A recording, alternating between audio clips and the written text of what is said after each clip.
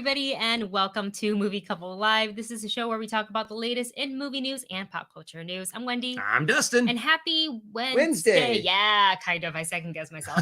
Happy Wednesday, everybody. Thanks for joining us. We have a lot to talk about on the show today. We're talking about, of course, the official trailer that has now dropped for Venom 2, basically Venom, Let There Be Carnage. We're also going to be talking about Dave Bautista and Edward Norton joining the cast of Knives Out too. And of course, our thoughts on what we've seen so far with Jupiter's Legacy. We haven't even gotten to episode 3 yet, so hold your spoilers, but we do want to talk to you about our initial thoughts. So with that said, you guys, welcome to today's show. We're so happy to have you all hanging out with us today. Hope you guys had a good weekend. A belated happy Mother's Day to all the moms who are watching. We love you and we appreciate you. And also belated birthday. Oh yeah, for Dustin. I don't remember if I no, it's been a while. Wished you a happy birthday. It's been about 9 days. It's been over a week. We're still celebrating. It's my birthday month. Woo. Yay! They're saying love the Spider-Gwen look. Thank you so much. This is a little crop cardi. Little It's cardigan super cute. From El Hoffer design, because what else do I wear? El Hoffer, Anything El Jordan Hoffer. Janae. Yeah, exactly. And So- her universe. and her universe, all the geek stuff. So you guys, before we go ahead and get into our topics for today, I wanted to let you know what is some of the new things that are up on the channel. So I don't know if you guys saw, because I don't think I ever openly talked about it like on the show, but we do have a vlog where we shot back in I think May, beginning of May, end of April, something like that. Yeah, it was like around the end of April, beginning of May. And so what I said, Yeah, exactly. I was agreeing with you. Oh. So you were absolutely right. thought you were just like parroting me. But we went to Knott's Berry Farm for their All Things Boysenberry, Taste of Boysenberry Food Festival, and it was so much fun. It was one of the first time we got to do something like this, since the beginning of the pandemic. So while we still, obviously kept distance and no one else came with us, so it was no one else outside of our household, it was a lot of fun. So that video is vlog 127, and it's up on the channel if you want to go ahead and take a look. I want to say appreciate you, Blade, for pointing out the funny thing that happened at about the 8-minute mark. Because when he put it in the comments, and I was like, what is he talking about? I clicked it and I watched it. I was like, oh, that's funny. So thank you very much. I love all of you guys' comments. I can't wait until we can do stuff like this more often and go out and about more often, have a little bit more carefree environment, and just be able to go back to the kind of fun and exciting times that we did back in 2019. 2019, a year we'd like to remember. We also have another vlog. I think it's actually going to be more of a movie couple eats, but it's for the Taste of Disney. So that'll be going up probably next Monday, because I need some time to edit it, amongst many other things that is in my editing draft. So there's many things. A couple of super chats flying in. So we're gonna answer these, and then we'll get back to our announcements. The first one comes from Marvin Martin. Thanks, Marvin. so much. Marvin writes, Circus of the Dead by Kimberly Loth. Superheroes can't be 24/7. So how would you pick? Prioritize and specialize your good deeds and crimes to fight? Ooh. Oh, I have not. Circus of the Dead? Circus Now of the I'm Dead. like, Hold that on, sounds hold on. really cool. Help me out, Audible. I do- Hashtag not sponsored. They're not. Honestly, I have to admit, when I was driving all the time, I loved Audible. Audible was one of my favorite apps in the world. But Circus of the Dead, superheroes can't be 24/7. Oh yeah. So how do you, especially if you live in a world that is like constantly under threat, and how do you choose who to save, where to go, which bad guys to fight? It's a whole series. There's 4 books. Oh, really? Yeah. Oh, that's gotta be like one of the most stressful parts of kind of being a superhero, when it's like either like feast or famine, either nothing's going on and it's all peaceful, or you're facing off against like an Armageddon kind of thing, to, a world ending event. And you're like, how do I prioritize certain lives over other? From the title Circus of the Dead, that does sound very much like a horror book. The tagline is, there are many ways to die at the Circus of the Dead. You're invited to witness them all. I feel like this is like an adult Goosebumps. Oh. Like, just from the title of it. Remember Goosebumps? Remember that, you guys? Oh yeah, I remember a couple of the Goosebumps. I have to go back and read them, because it's been many years. Ooh. What is it? Does it sound very It sounds Yeah, like I the think I wanna take a look at this one. Okay, I'll go ahead and save it on my wish put it on my list. wish list. 50 million things on my wish list. I haven't even finished Shadow and Bone yet. But his second question, heroes can't be 24/7, so how would you pick, prioritize, and specialize your good deeds and crimes to fight? I think that It's kind of what can you get to? What are the ones that it's gonna have to well, be, obviously crime, like, if there's a major disaster, natural disaster, terrorism, things like that, I think I would prioritize that to protect the people.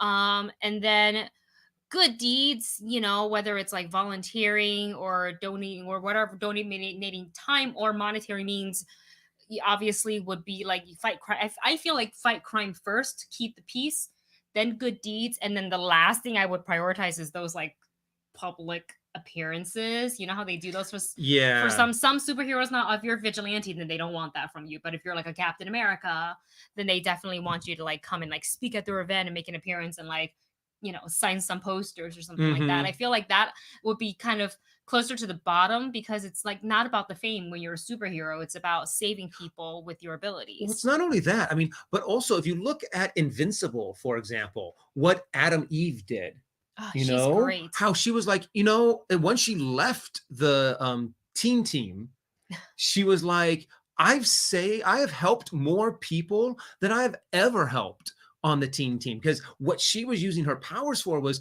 making people's lives easier, helping people who were in like tragic help, like they're losing their farm. I could plow this entire field. I could Mm. recrop this entire planet in a matter of days. Mhm, And what's mhm. more important, saving maybe 5 people's lives from, like, say, a crime, or being able to feed hundreds, if not thousands, preventing, so many people from starving, dying of starvation. So how do you prioritize one or the other, where one is a more tangible, this building's going to fall on a person, You go and catch it, I've gone and moved catch the them, building or move the people, right? yeah, or feed hundreds. I That's mean, a that would also involve some heavy teamwork from like the country, the city, the government in mm-hmm. in the feeding because like while you're a great superhero, you can't do it all, right? So you really need the willingness of said government, city, wherever to help facilitate that as well. So no one said being a superhero is easy. No. And we have another super chat from Chris's Choice, Chris Chris Mendez, Mendez. thank you so much. Chris writes, name some 80s movies that now with better technology that you would like to see remade. For me, Flight of the Navigator. Oh, Oh, that The would be Last Starfighter. there was talks 80s movies. that there's actually been some Hmm. talks about remaking The Last Starfighter, if I'm not mistaken. Really? Yeah. And I think it would be cool if you kind of can change it up a bit for The Last Starfighter, that instead of an arcade game, Mhm. it's like this indie game that someone happened to bring out. No one knows who it is, and it's huge, very popular. And they're like, who is this person that wrote this game? And it is the aliens that are looking for someone who could beat this game at a certain difficulty level and get like a certain score. And then those are the people that the aliens, knock on the door and Yeah. be like, hi, come with us, please, kind of a thing. You want to be we need you to be a starfighter. You know what's funny is as I'm kind of scrolling through all the popular movies of the 80s, I kind of don't want them to be touched. Yeah. There's something so special about it. I might be okay with them doing an updated version of Short Circuit. Oh yeah. Maybe. That would But actually all the be a rest really of good them, like one. Breakfast Club, Say Anything, 16 Handles, Pretty in Pink, like what else? Clue, like don't touch that. But you know what? Labyrinth maybe Labyrinth could use a little bit could of use update, a but I good want them to update. keep the puppets. Yes. So get Keep on the that Jim Henson. Yeah. in there. But I think you really kind of have to look at either sci-fi or fantasy, or some stuff that, back in the 80s where the technology wasn't as great. Field of Like Dreams. Flight of the Navigator is a really good one. It's one of those ones that you're kind of like, oh yeah, that kind of makes that I remember that from my childhood, but I don't think I would be crushed if they completely botched it, kind of a thing. I'd be like, But you still have the original. you still have the original, but there's movies out there that, I mean, I do not want them to make a Back to the Future kind of They gotta I'm make very it hesitant. They gotta make it a whole new thing. Like Yeah. it, like I don't even want to see a Doc Brown or a Marty. Maybe like Yeah. brand new characters, but same concept. Or they can maybe refer to Doc Brown and Marty, and maybe Maybe like a continuation. Maybe Doc Brown actually took on, like now that he's like a older, like student. took on a student. Or They somebody's learned about the time travel technology that Doc has been kind of keeping hidden. They do some revamping to it to make it more like easier to use. yeah. Kind of a thing, to where instead of a car, they have like a wristwatch. Power Rangers. It's morphin' time. You would have to be very careful with some of them. Yeah. But also, I think this is more 70s. Crawl, I think, would probably 70s. What? the movie Crawl. God, it's been Sorry, I so don't know long that since one. I've seen that movie, but he has like that I can't even remember the name of the weapon. Gotta My go apologies. to the YouTube chat real quick. Because yeah, you guys will know. But yeah, there's probably a good couple of them out there that I'm like, you know what? There is some movies that came out in the 80s that used special effects that really could use, a makeover. So, but it's a dangerous and a slippery slope, because yeah, you don't want to take properties that were too beloved, because people are going to be like, no, don't touch it. And you don't want to take things that were absolutely horrible. Right. Even though you could probably find some hidden gems in movies that just did not do well, and be like, hey, you know what? This is a good foundation, but if we pumped up the special effects and kind of redid the story a little bit, this really could work, kind of a thing. Yeah, 100%. They just barely missed the mark, kind of a thing. And real quick, thank you to our chat, Debbie, Vanja, everybody who notified me of what was going on in the chat. I put the person in timeout, but they'll probably leave at this point. But if they don't, then they are banned. So and thank you. Yeah, don't worry. You can't see it now because I timed them out. But thank you so much, and also to Marvin who caught it as well. You guys rock. Thank you so much, guys. Another movie I think I would be okay with, maybe an updated version, is The Never-Ending Story. But they got to keep Falcor looking the same. That's one thing I am not budging on. But I bet you anything, there are tons of people out there that's like, no, don't touch The Never-Ending Story. Yeah. I could go both ways. It really would be, I'm like, it would be a hard sell, but not an impossible sell. The Never-Ending Story? Yeah, to remake The Never-Ending Story. I think they need to remake it. I felt like I enjoyed it, but there needs to be some updates, I think. Yeah. So there is that. Oh, Marvin said I never liked Falcor. There, I said it. I mean, that's okay. You know what? To each their own. Exactly. I mean, there is no, this is better or worse. It's just what your personal preference is. I just want to watch it for the Falcor. Atreyu! You know, we used to think that if we got another boy dog while Falcor was still with us, we would have named it. Yeah, Atreyu. So we could just yell their names, Falcor, Atreyu, and see if people got the reference. I feel like most people would be like, who? What? Like a lot of people still think Navi is from Avatar. No. James Cameron Avatar. I'm like, no, because she does the spinny thing. So it's Navi from Legend of Zelda. Hey, look, listen. We need to get some video of Navi spinning so we can put them up on the channel. I think they've seen in either vlogs or the blooper reel. Oh, to where she just spins. Oh gosh, she's super cute. Super cute. But thank you, Chris, for your super chat. That is a great question, and I should actually sit down and just kind of go through some 80s fantasy movies or 80s sci-fi movies. Yeah, I know. That I think would do really well with some new special effects. Good old 80s movies. And thank you so much, Marvin. Debbie actually sent me the screenshot from the last live stream because my function wasn't working for some reason, so she did it for me. So all the books that Marvin's been recommending is now on my wish list on Audible that I will get to whenever I can actually finish the current books that I'm reading now. But to quickly update you on what else is going on our channel, the trailer for The Green Knight from A24 the trailer reaction is up on the channel. We did one also just right before we came on here, the reaction for The Forever Purge. So go ahead and check those out after the the stream today, but we want to talk a little bit about The Green Knight and how Yes. much we love that trailer. And I feel like we've been waiting forever to finally get a second. Oh my gosh, this guy's back. All right, let me just go ahead and ban them. Aw. Yeah.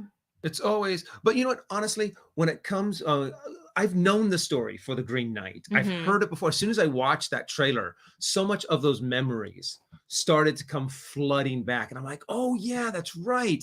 It was the knight who challenged Arthur, and it was all kind of the whole point was to try and trap Arthur in a. It's your honor. So now it's I've tricked you. So in order for you to uphold your honor, you must let me kill you, Yeah. kind of a thing. Yeah. So I'm now interested to see them take that story because it's been a long time Oh yeah. since we've actually gotten to experience that story. To it's one of those stories that, you know, it's time for a retelling of it. Oh yeah, And it absolutely. looks intense. It looks dark. It looks menacing. It looks very character driven, even though there are going to be a lot of cool special effects. Yeah. And I like that, you said this in our reaction video that this isn't, they're not focused. Yes, there's going to be some swords, battle action, but it's not so focused like what's the Guy Ritchie one? Was it Oh, just King Arthur? it was no. I thought Guy Ritchie did a Robin Hood one, No, it was or with Charlie Hunnam. oh yeah, that's right, that's right, that's Yeah, right. and that one was obviously action packed heavy, but this one, A24, first of all, the cinematography, the way they used color and everything, it makes it look very intense, really dramatic. I love it. And I think it's a story that hasn't been made into a movie that many times, like the story of Sir Gawain and the Green Knight. I want to say it, like, I think, didn't Sean Connery do something like that like a while back? I think so, yeah. There was Yeah. like a movie that might have like they did a movie of King Arthur, and this Mhm, happens to mhm, be like one of the events that they happen to talk about. mhm. But yeah, they never actually focused on this event before, just by itself. Yeah. So I think this is a really good story to kind of tell. It's ripe for a movie rendition, a movie version of it, Yeah. and it's something that could use a modern day telling. Mhm. And there's not very many King Arthur kind of movies out there, so it's not going to have very much competition. You know, right now there's tons of superhero movies coming out, so if you brought out maybe a unique superhero movie, you have to Mhm. still contend with all of the other superhero movies. Mhm. Since you're doing an Arthurian legend or like Robin Oh no, Hood, what I do? you're not going to have much competition. Yeah.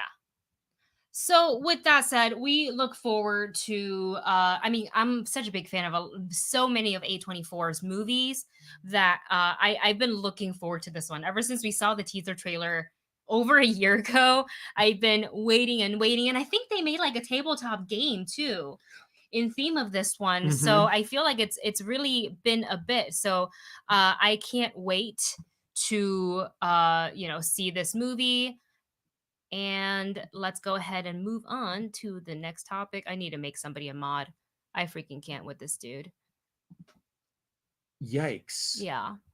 All right. So, I didn't even get what he was saying before you started. Just you're like, okay, bye bye.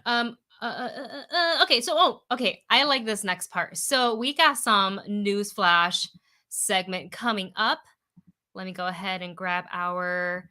There we go. Newsflash. And so, we got to talk about this Legend of the Hidden Temple. You guys, let us know in the chat or in the comments if you're watching this later on the rebroadcast if you remember growing up watching Legend of the Hidden Temple. So, when Quibi was a thing, they were actually going to put this show on Quibi, and it was going to be like, how back then it was for the kids? Yeah. They were going to make this for like adults. So adults, it would be like people who watch like us, who watch as kids, like, oh, I want to go on that show. Those are the people that you want to get too, because they're the ones who are going to be like, oh my gosh, they're going to be super excited. Yeah. So we wanted, I was so excited that when Quibi had like a casting for it, I actually filled out this. It was like 3 pages of an application. And I actually applied for both of us to be on it.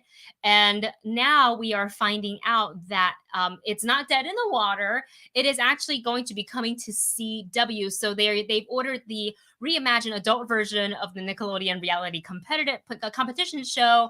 And it's going to, they say that this new show will preserve many elements of the original series, but they're going to obviously scale up the challenges, put the stakes a little bit higher because now you're dealing with adults.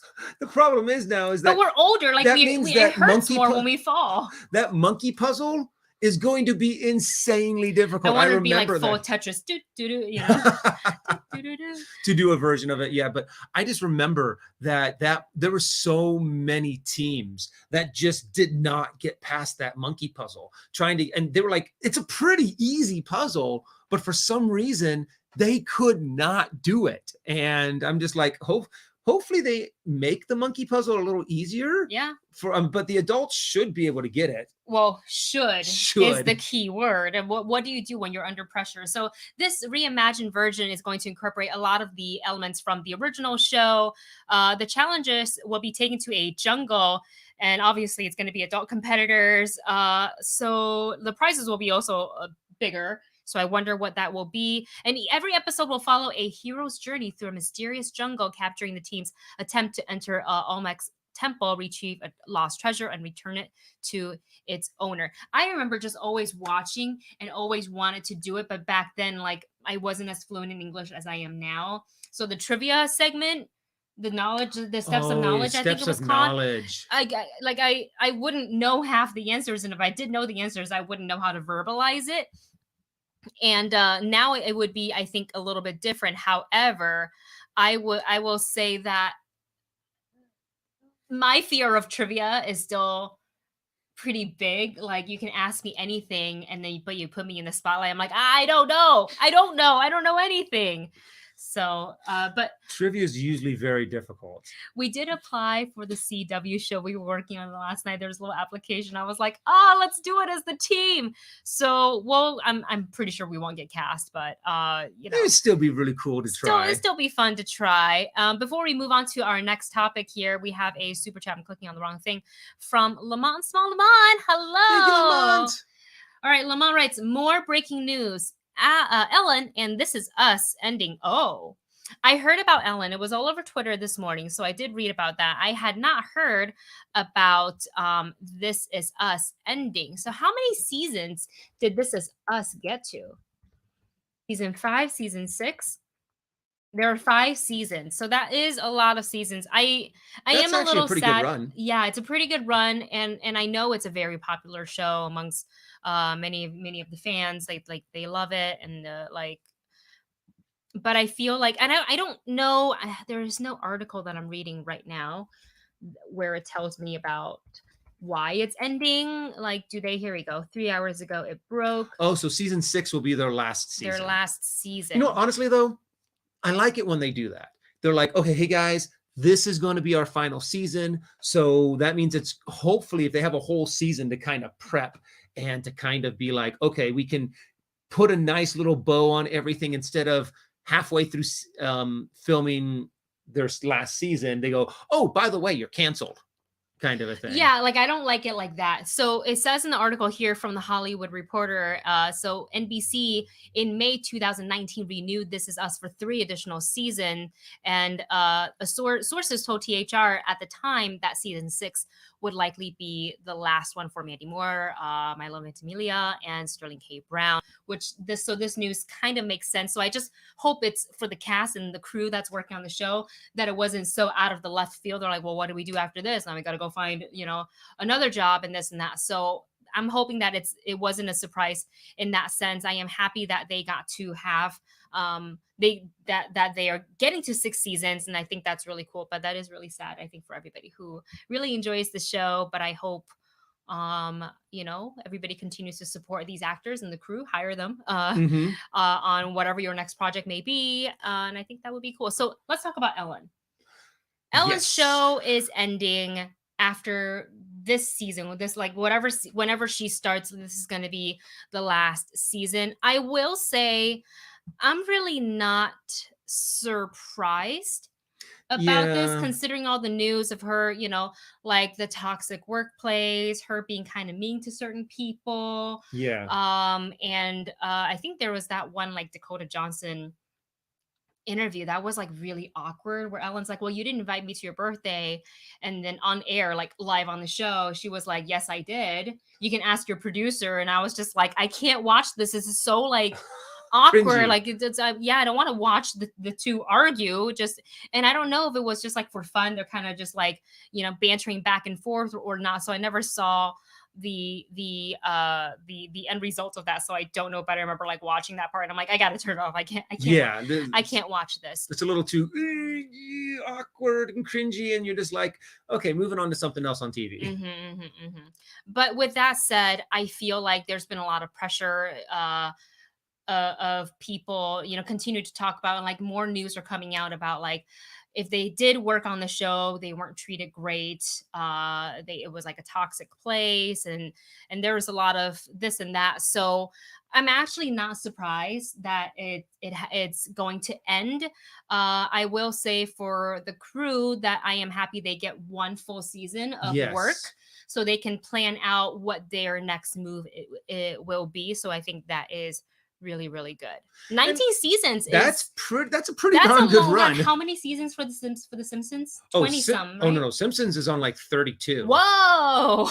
Simpsons, yeah, I remember seeing the Simpsons when I'm not gonna. Well, I've already kind of told my age, but yeah, I remember watching that when I was really little. And Simpsons is, yeah, it's like 32, 30. It's either in the mid. It's probably around in the mid 30s for seasons.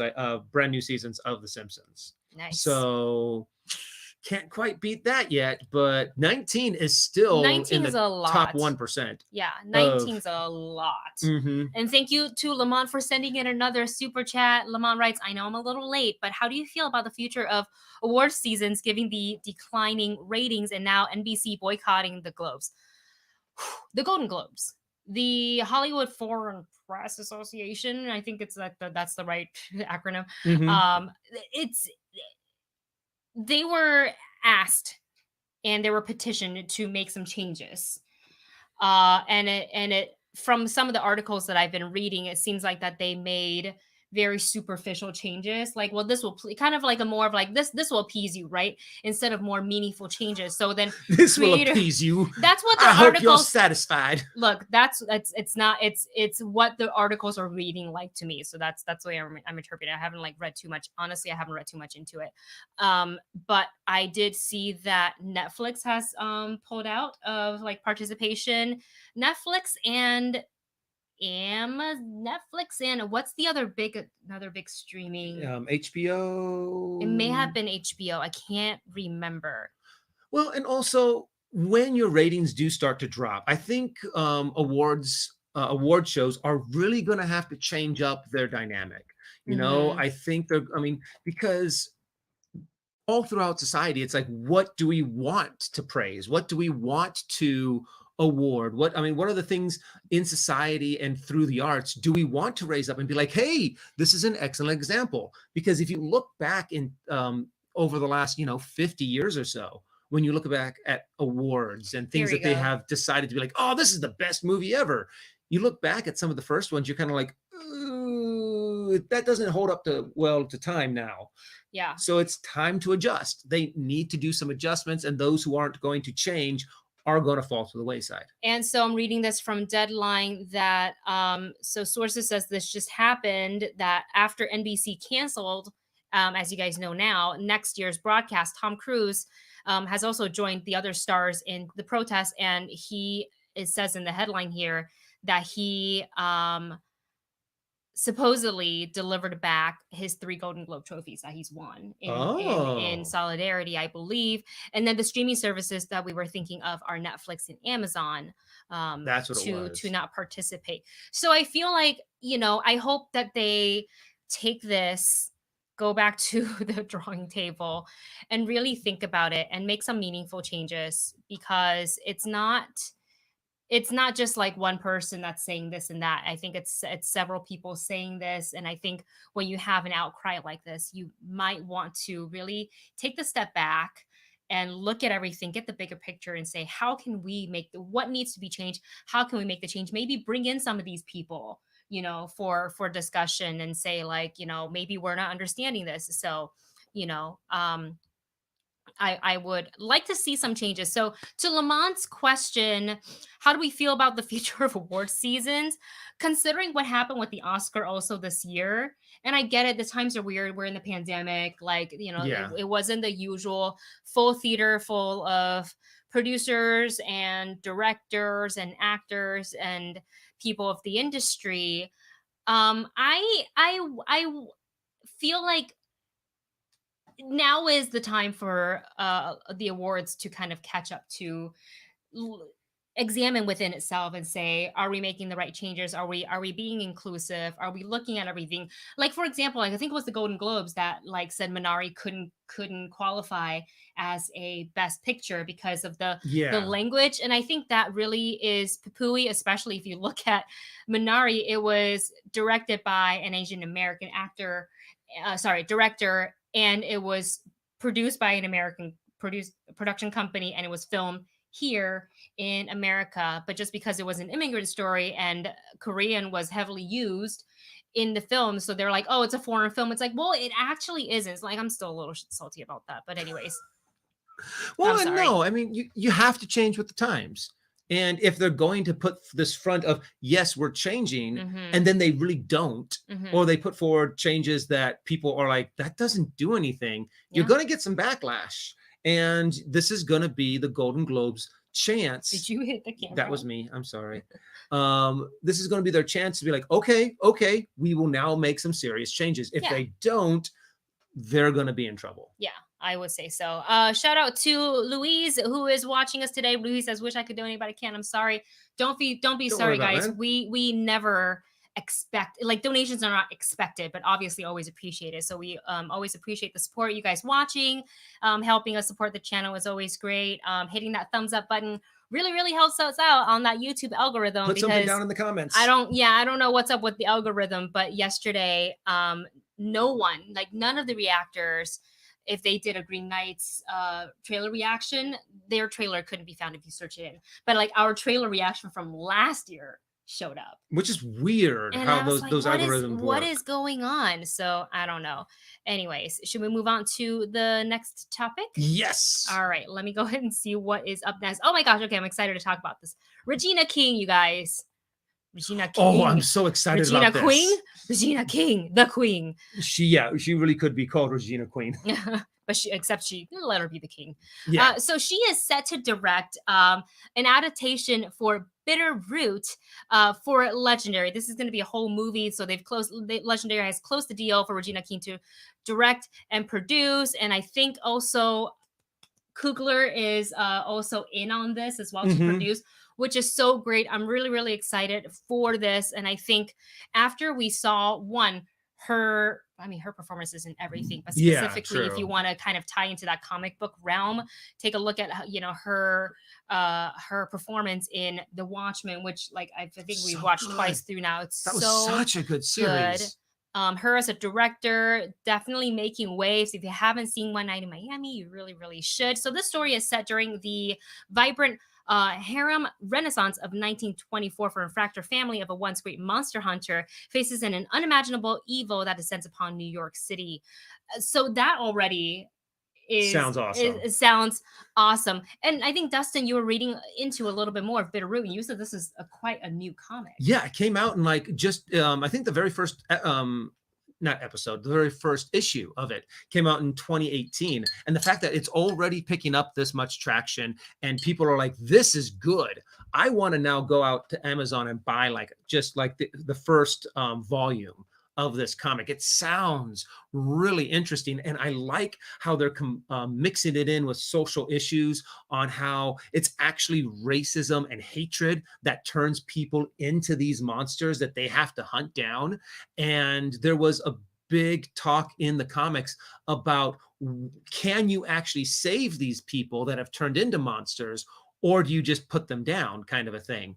And I'm like, there were so many people that I was kind of looking at their reviews and going, this is just a very intriguing, the group of characters that they follow are very interesting. And I'm just like, I now want to see this. Yeah. And the fact that it was created by an all Black creative crew, and it looks like that's what they're doing for the movie as well. it makes me more and more excited to see that whatever they put out for this movie. Yeah, I can't wait, and I know it won't be for a little while until we get to see this in a movie theater. But this is really, really exciting, and I like seeing Regina King kind of stretching her creative muscle and just doing something different. So she did The Watchmen, she did One Night in Miami. I think she was snubbed at the Oscars with the nomination. That's just my thought, and I'm excited for her to take on something different, every single time. So I love her to death. I think her work is phenomenal, and I'm looking forward to this. I always love that, when it comes to like adaptation for comics, that they don't just fall to, because we already have so much of it, and it's been for years now. They've all been working on this, so like a Marvel DC, which is also great, and all the superheroes that we know and love, but also to be introduced to a different one. Yeah, I think to have that's always really cool. it's always cool to get like new material out there Yeah. and just be like, oh, this is a really cool, interesting take on this, because there's so many cool stories to tell, kind of a thing. And our resident comic book aficionado, Movie Bunch Adam goes by Supersonic Hero 10, writes, if you want good indie comic in a similar vein, hold on.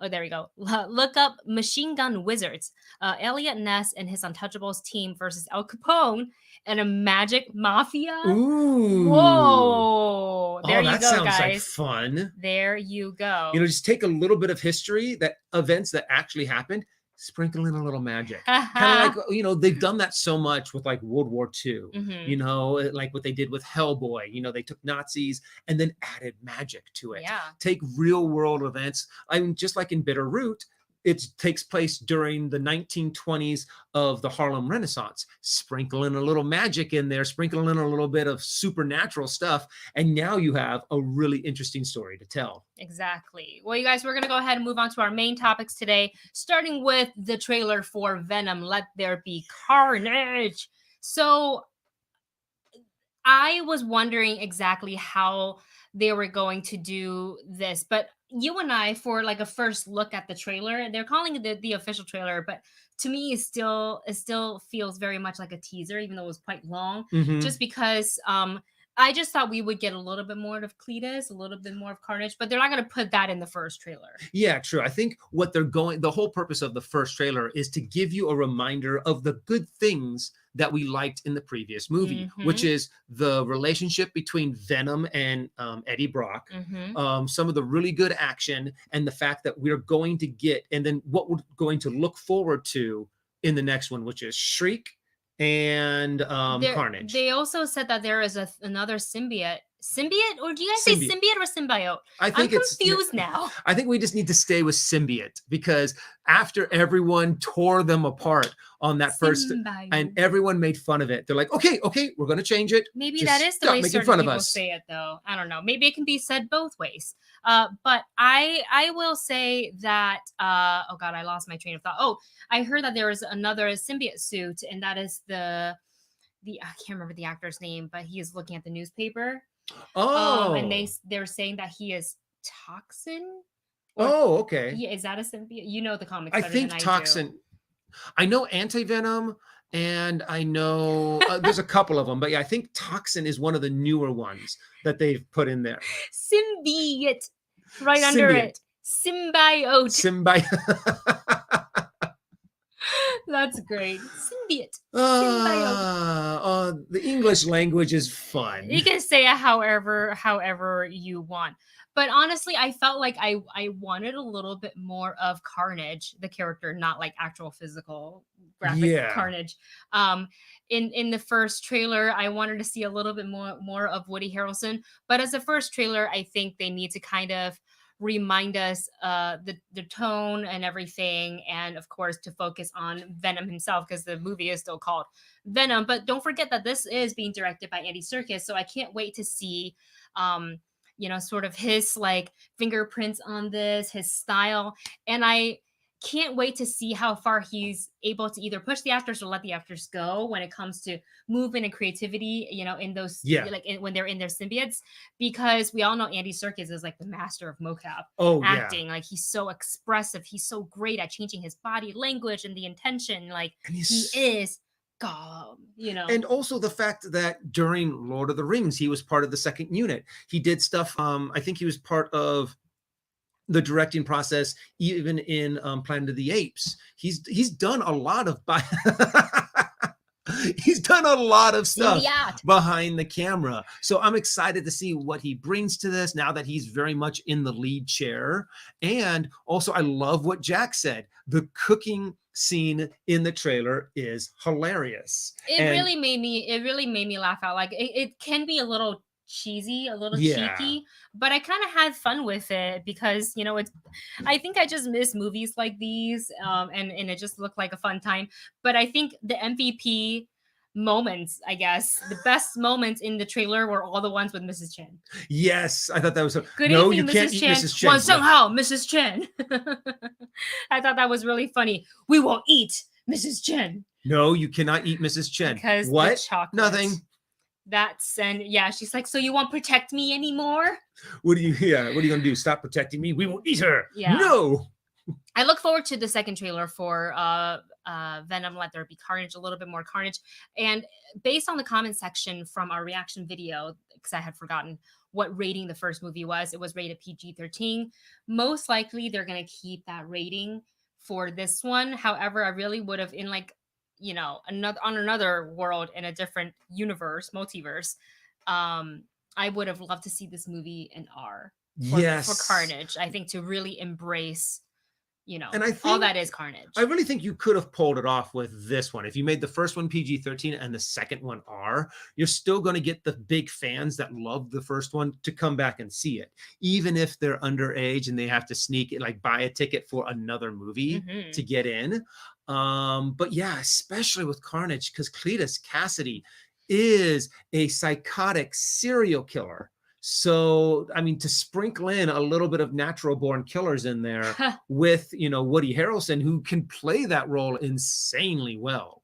He looks a little psychotic when you kind of just look at him naturally, kind of a thing. And he's an amazing actor. So, I mean, I really wish they would have tried to dabble in the R rating a little bit. Yeah, I figured maybe, but I guess that's too much of a jump from, like would that then deter some of the audience who really enjoyed the first one to be like, well, I don't know if I want to see the second one because it's rated R. I don't think so. I don't think so either. I feel like with movies like Logan, Deadpool, what other R rating movies are there for comic book movies? Those are the two that come to mind immediately. If I missed any, let me know. Let us know in the comments or in the chat. I can also think of some Ma-rated stuff, like rated Invincible, right? I think for the most part, the audience would be okay with it. Obviously, if you want to take your 9-year-old to an R-rated movie, you just have to be prepared to maybe have the conversation of what your kid might hear and see in the movie theater. That's also that's up to you. You're the parent, I remember talking to my my cousin, and she has 2 little boys. Preacher from AMC, yes. Oh yeah. Yeah, that's rated Ma for sure. And her youngest was like, I want to see Mortal Kombat. And of course his dad was like, I want to see Mortal Kombat. And they sat down and watched Mortal Kombat together. And it really depends on the child, I personally think, on which one is going to be okay with seeing a rated R movie. My dad showed me rated R movies. Yeah. I mean, so it's 1 possible, 2 acceptable, I think, in this day and age to be kind of like, it's just a little bit of violence kind of thing. But I personally don't think that a rated R would have diminished their box office. I really don't think so either. I think that maybe make it a little bit more intriguing, I think, for some of the audience. But we can't wait to see the next trailer because we know there's going to be more than just 1 trailer for Venom 2. So we look forward to that. Up next on our topics, we are talking about Knives Out, the sequel, and Dave Bautista and Edward Norton joining the sequel. So the sequel was not going to go to movie theaters from our understanding.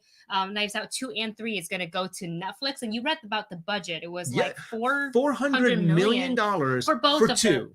So that kind of makes sense if it's about a 200 mil here, 200 mil there. Which is, I'm still kind of surprised because $200 million for a Netflix show, for a Netflix one-off movie, I'm still kind of like, How do they recoup that? I mean, I can understand having a $200 million budget for a movie that goes off in the theaters because you have, box office, you have all of that money coming in tangible. I don't see how, I mean, I guess Netflix could get new subscribers. Mm-hmm.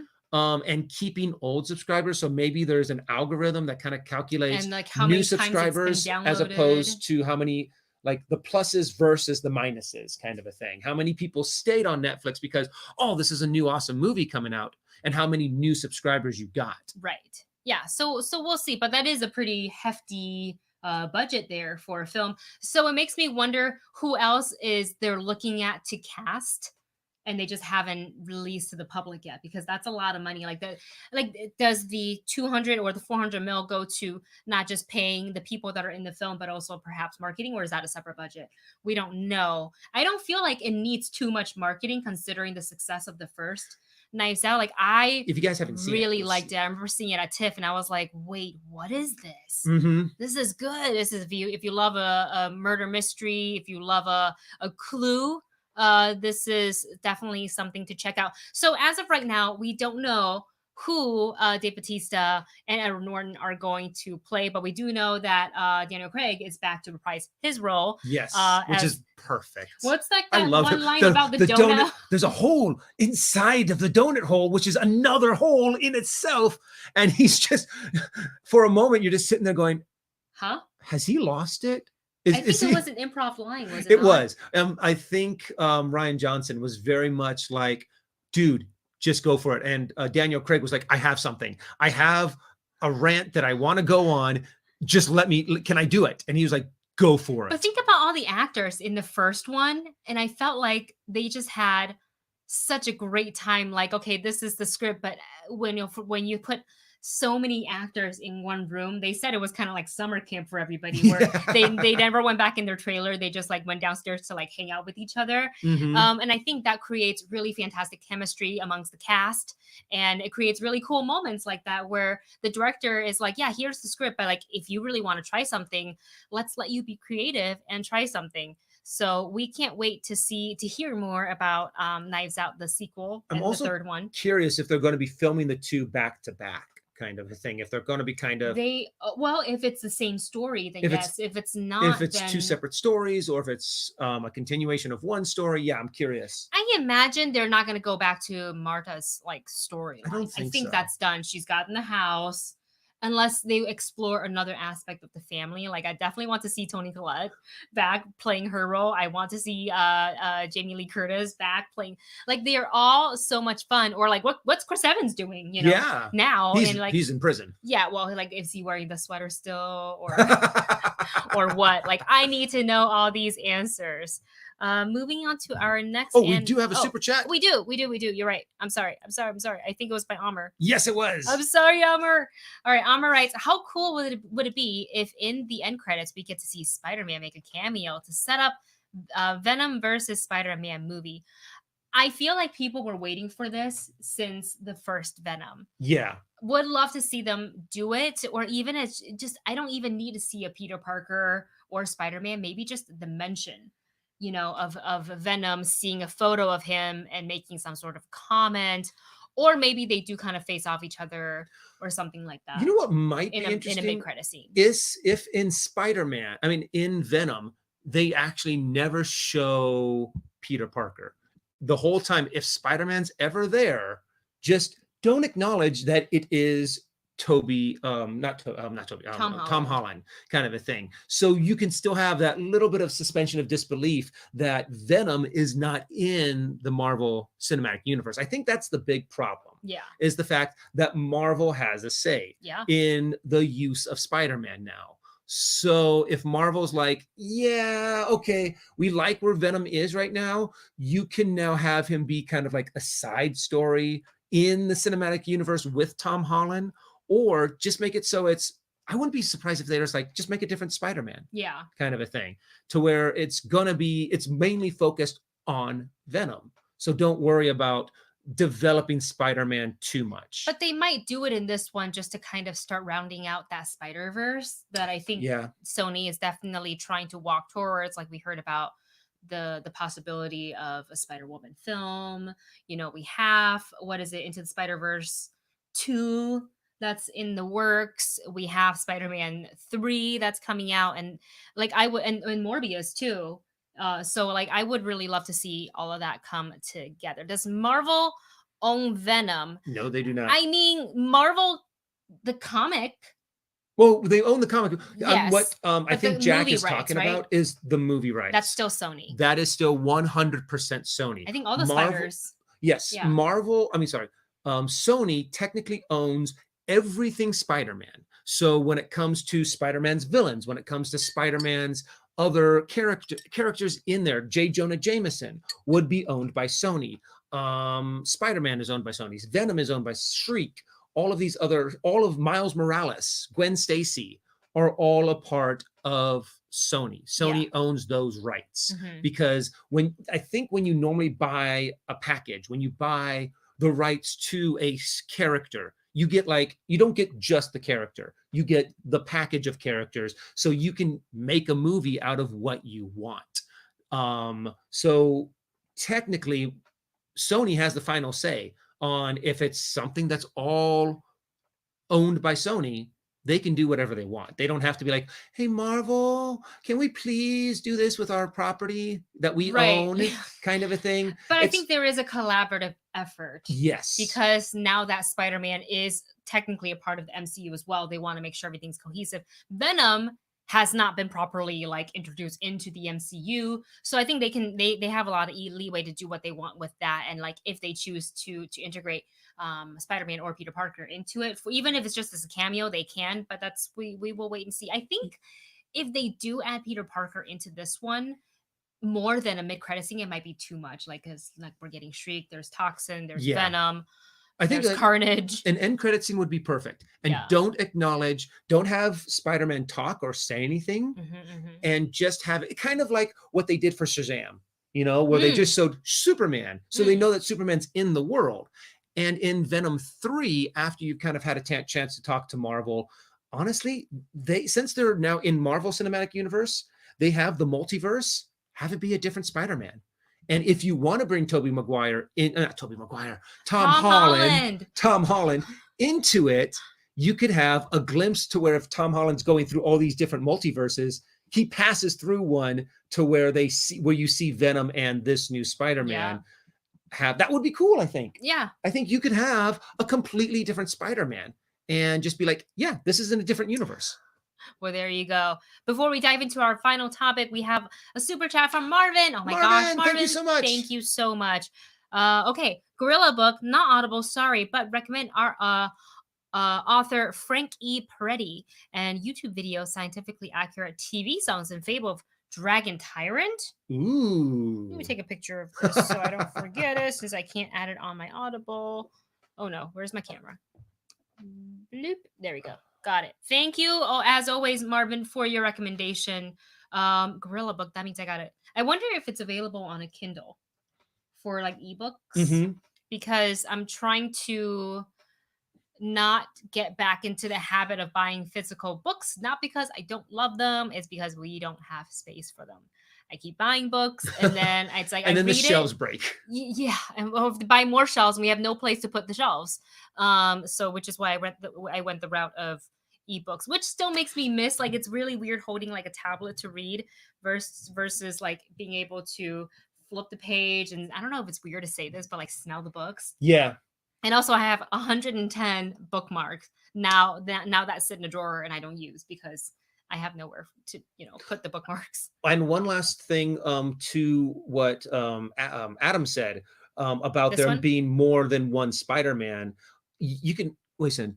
Is that it? I don't know. Actor at a time. Yeah, a lot like going on with Batman right now. You can make it an obvious different Spider-Man. Make it to where when you see him, he's Spider-Punk. Or he could look or his costume's completely different. I think it would be cool to have, just one of the more obviously different Spider-Man from the Spider-Verse be in that Venom movie. Yeah. So with that said, there you go. We maybe will see Tom Holland, or not Tom Holland, but Spider-Man appear in a Get mid-credit Tobey Maguire post-credit scene. back. He is, isn't I'm he? back Isn't he confirmed? Oh, to like do more. to be that Spider-Man in I that heard somewhere that Spider-Verse. he doesn't want to do it, I wouldn't be but surprised. because it was forever ago. But like it's also Sam Andrew Raimi, Garfield, think so get like Andrew why not? Garfield back. Yeah, Why not? there you go. And guys, for our final topic today, we're doing just a quick, our thoughts so far on Jupiter's Legacy. We say so far is because Dustin and I are only 2 episodes in. There's been so much stuff happening here that's taking up a lot of our time, so we've only able to devote to 2 episodes so far. So I will say this: I actually do like the story that they're trying to tell. I think it's cool to see some other type of superhero other than like, and yes, I acknowledge the similarities, like the Utopian to a Superman or to an Omni-Man. The color schemes very similar between those two, with the red and the white, or like Liberty Girl and like Wonder Woman and things like that. But I like that these superheroes have grown, started a family, and so their kids naturally would have their superpowers and what the kids decide that they want to do with their superpower. So I do like that angle going in and kind of seeing like how the kids really feel about this. Like this is a responsibility that they feel like they can't say no to, or trying to measure themselves up to their parents like Brandon does, and like like feeling that he's never going to match up to his dad. Also, like the Utopians kind of mean to him. I was Yeah. like, yeah, your son can hear just like you can hear. You're sitting here in your house, he's sitting on the roof, and you're telling him that, He's like, not gonna yeah, ever. I don't think he's ever going to be good enough. It's like, well, okay. I mean, that's just and honestly, it's I understand the story that they're going down is that he has that the Utopian has these insanely high expectations, very rigid and strict code Oh, that the is code. very old Old. fashioned and doesn't hold up to modern day. Everyone's saying you have to change it, and there's nothing so far really new. Correct. So, or anything that I've personally have found that has really grasped my attention on this show. I think the dialogue is a little all over the place. Yeah. It's a little hard to keep track on one issue or another. And even though I like the way the costumes look, the fight scenes The are a fight scenes little. are all right. It reads a little CW to me, because Even though I think some CWs have better fights. like the Flash. Yeah, the And Flash had some really cool fights. yeah. But I will say too, like cinematography wise, when we get to a fight scene, it looks like somebody, like a whole different team worked on it, and they didn't talk to the people in the scene before, so it looks, the coloring and everything looks really really different, and that kind of took me out of the show a little bit. And then another thing is, I kind of do enjoy the time jump, going back to see what kind of a life the Utopian led prior to this, and also like seeing Matt Lanter in the show is kind of cool, just because he voices Anakin Skywalker. So like when he talks, I'm like, it's Anakin, and I think it's kind of cool. But we are only 2 episodes in, so I want to like kind of dive a little bit more into the episode. There's only 8 total or 7 total, so we're really not that far from actually just like go ahead and binging and finish watching it. I guess we can do Yeah. that. But so far they still kind of have me hooked. I still want to find out a little bit more. We haven't explored exactly how they got their superpowers. Like that was like one of the first things shown in the trailer, and 2 episodes and they haven't really explored that yet. So I'm curious to see that. Let's see what some of you guys are saying about the show, because I think some of you guys watch it.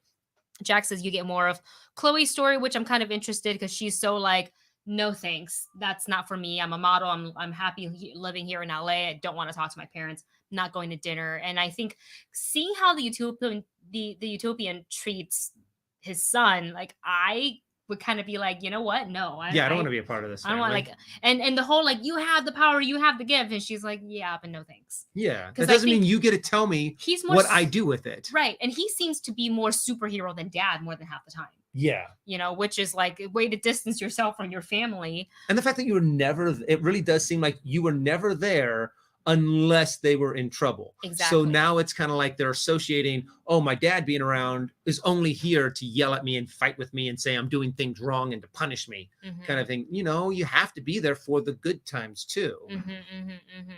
Oh, is that the trash truck? Wow, Yep. it's very loud. I'm sorry, guys. Adam writes, Mark Miller as a writer, he's something.